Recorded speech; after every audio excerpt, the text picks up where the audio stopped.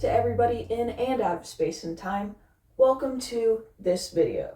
Today's topic is a little bit different from what I'm used to talking about, because today we are talking about a specific anime, giving a lot of descriptions, a lot of spoilers, and I'm going to be telling my feelings on this anime. I'm going to stop beating around the bush. This is Space Dandy, and how when you actually start watching it, it isn't so, dandy. Why do I say that? This show gets so unbelievably dark at the most random times that it feels like I have whiplash each episode. Now, if you've never seen Space Dandy, let me give you a brief little description. Space Dandy is about Dandy and his crew, QT, and the freeloader Redditor mod acting ass cat, Meow. Meow isn't actually a cat, he's actually an alien called a Beetlejuician, and his real name is Meow. Is part of the lore.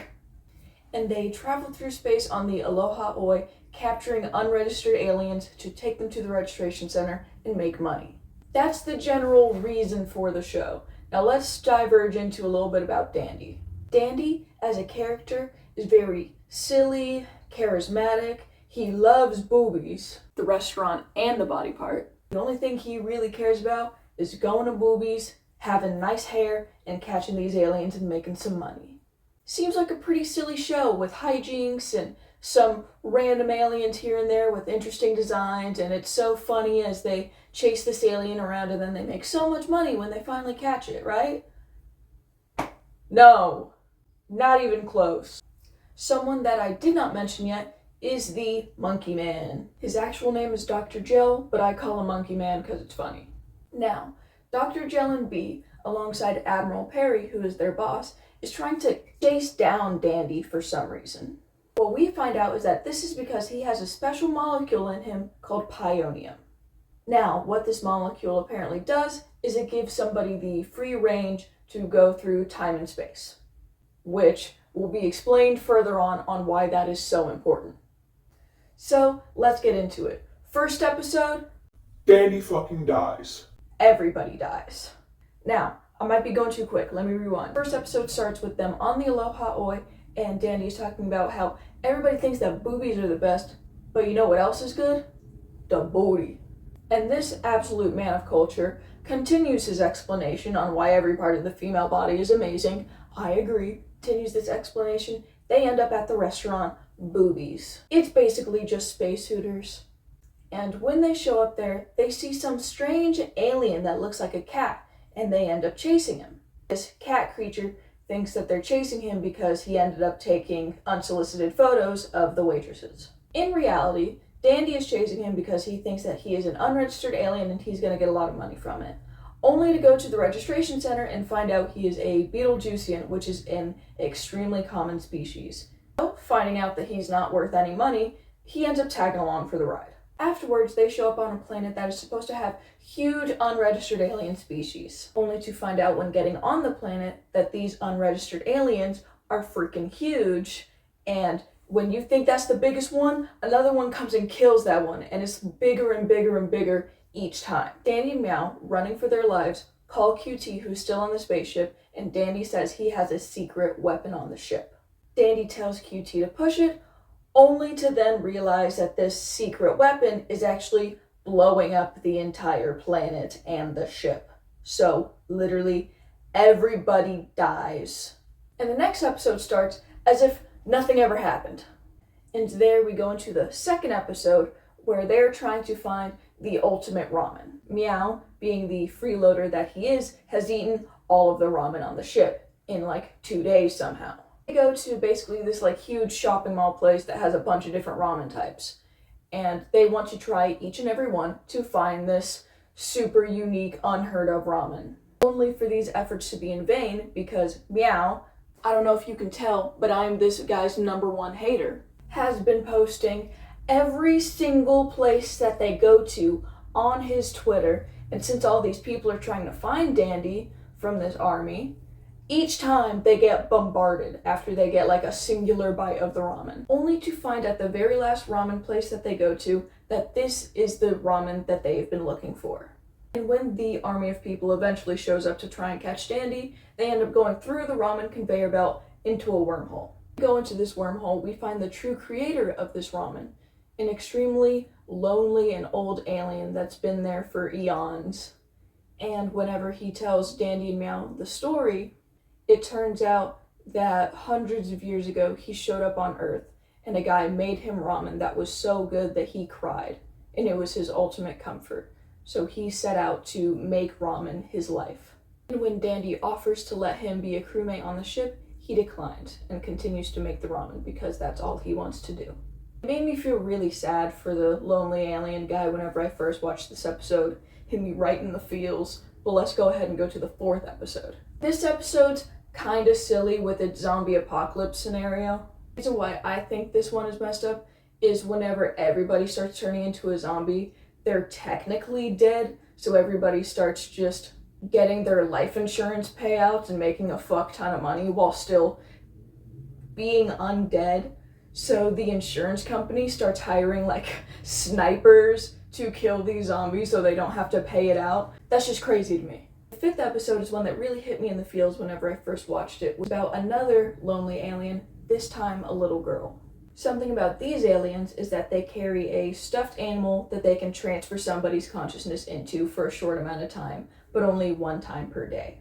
These aliens are unfortunately mostly extinct due to being hunted, and she no longer has her parents. I said she's a little girl because she looks like one, but apparently she is an adult. All she really wants to do and all she's looking for is just to reunite with her grandfather. So Dandy goes out of his way to try and find the grandfather's address. He asks all around town just to find him. And then at the train station, whenever Dandy is trying to get them to meet up, the alien girl gets kidnapped by some hunters, and Dandy, being put into the consciousness of the stuffed animal, is trying to fight these stuffed animals, trying to fight these guys to try to get them to reunite with her grandfather.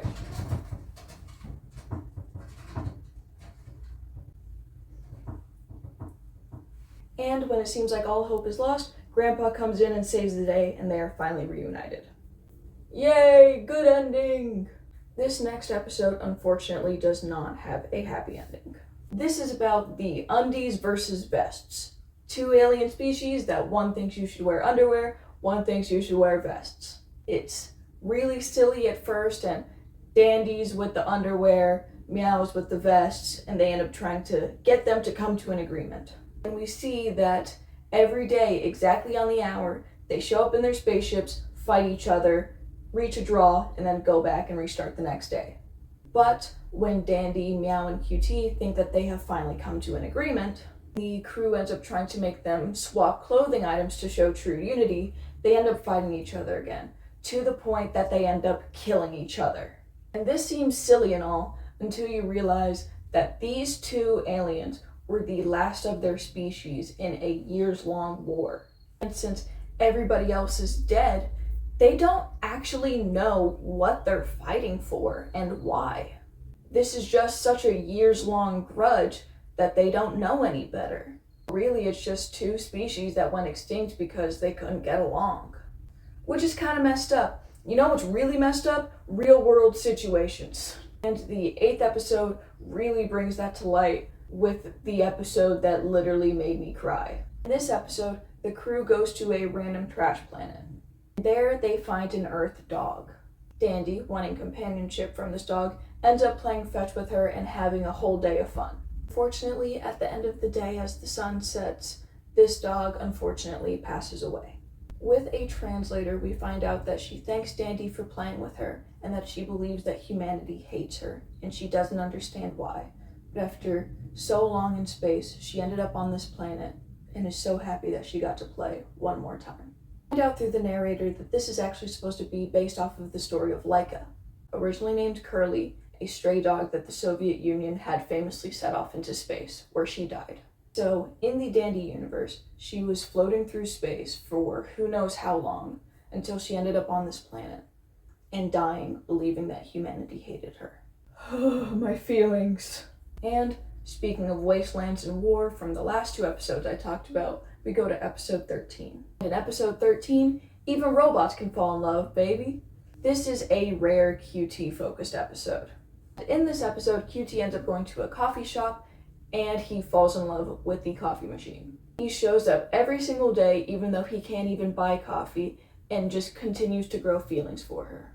Only to find out that one day she has been malfunctioning and she's been sent to the wasteland, alongside the cash register. The coffee machine was thrown out because it started to feel love. QT, wanting to save the machine that he had a crush on, went to the wasteland.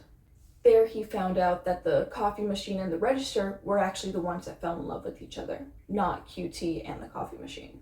And this wasteland is just filled with every single machine that has broken down, can't work anymore, and they're just left there until they slowly die off. And when the current remaining alive robots try to have an uprising, QT ends up stopping them. And from what it seems like, all of these robots that were part of the uprising and turned into this huge robot whenever QT had won against them died.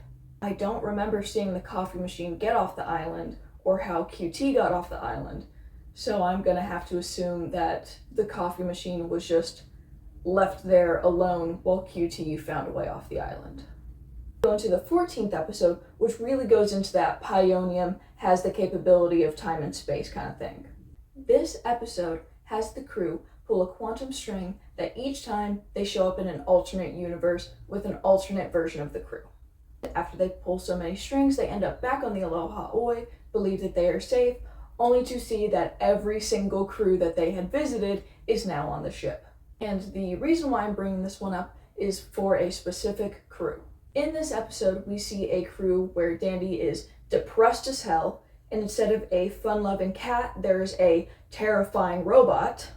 And instead of the cute little QT robot, there is just a random alien man that believes he's a robot. And this Dandy is so distraught and depressed that all he can say is how much his life sucks and how much he wants to die.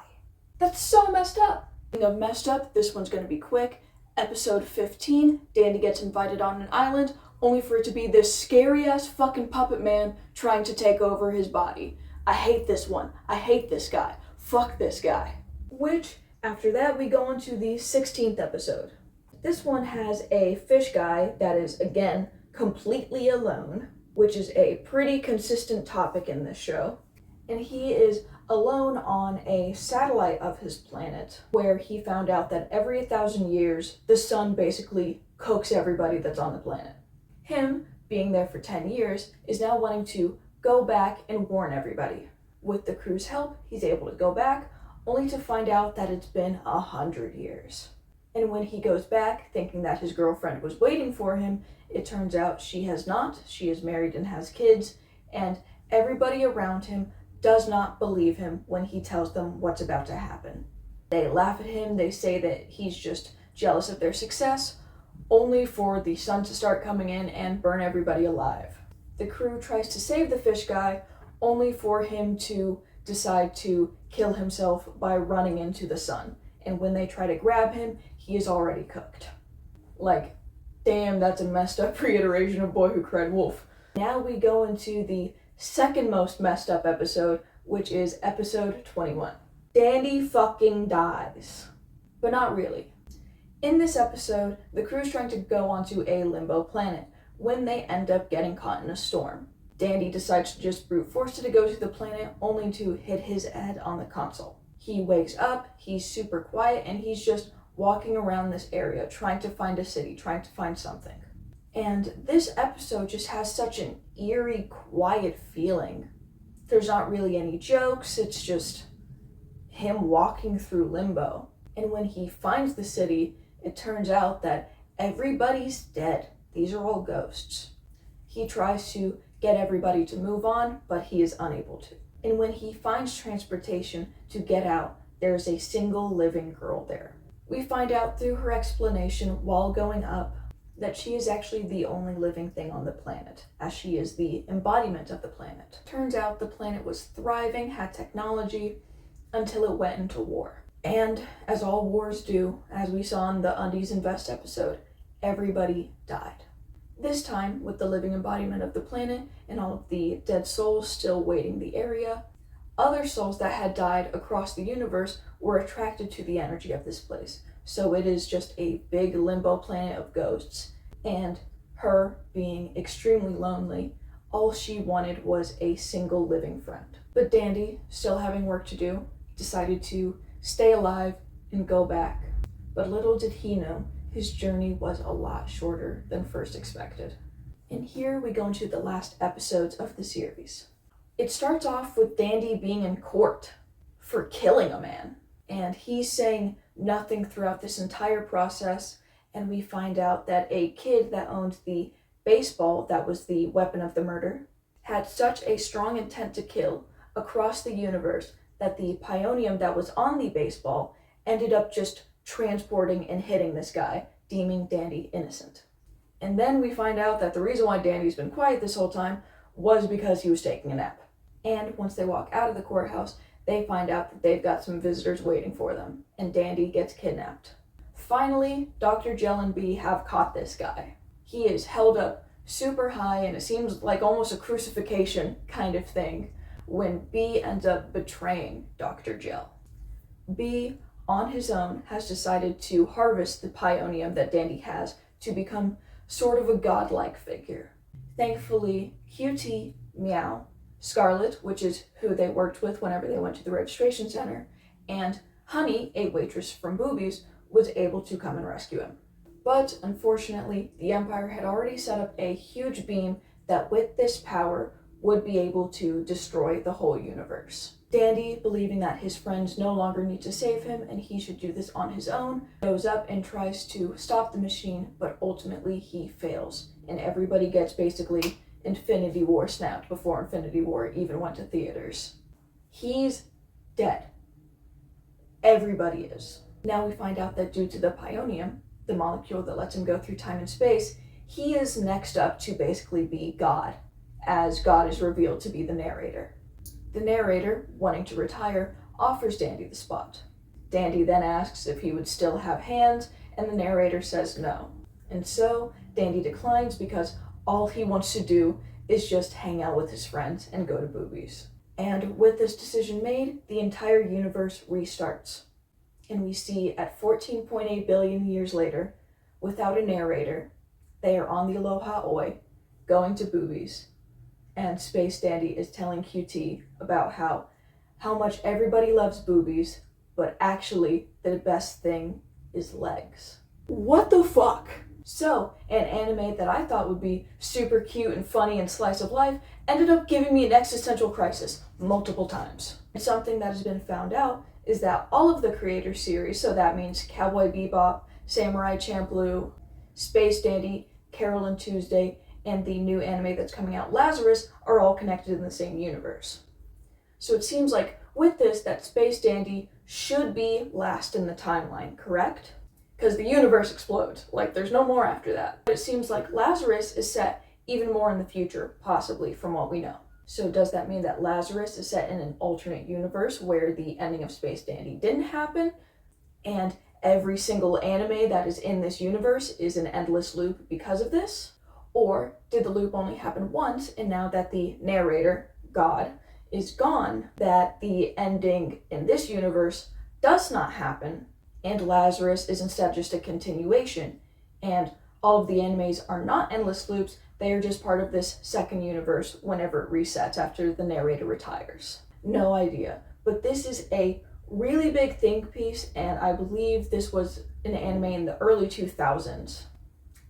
And it is really good, and I have loved watching it, I have loved talking about it with you guys, and let me know if there's any other animes that you thought would be really cute and sweet, and then it turned out to be really messed up, like Madoka Magica. But that is all I have for you today. Please like, comment, and subscribe, or I will throw you into a wormhole, and I will see you next time.